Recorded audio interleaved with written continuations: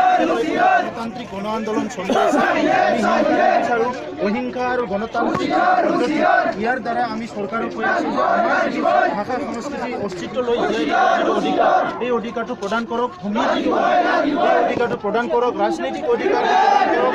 এই কথাটো লৈ পেলাই আমাৰ যিটো চৰকাৰ ভাৰত চৰকাৰ অসম চৰকাৰ দুইটা চৰকাৰ আহ্বান জনাই আহিছোঁ, দাবী জনাই আহিছোঁ যে আমাৰ সমস্যাটো এটা আলোচনাৰ মাধ্যমেৰে শান্তিপূৰ্ণভাৱে সমাধান কৰিব লাগে।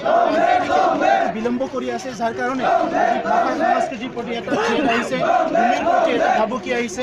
আমাৰ ৰাজনৈতিক অধিকাৰটো আমি সাব্যস্ত কৰিব নোৱাৰাৰ কাৰণে সম উন্নয়ন সমমৰ্যাদাৰ যিটো কথা ইয়াত আমি সদায় পিছুৱাই থাকিব লগা হৈছে। সেইকাৰণে পুনৰ আজি ওদালগুৰিত এই ৰেলী বিশাল ৰেলী হৈছে। এই ৰেলীৰ দ্বাৰা আমি চৰকাৰক মেছেজ দিছোঁ যে অতি শীঘ্ৰে সমস্যা সমাধান কৰিব লাগে, অন্যথা এই আন্দোলন চলি থাকিব।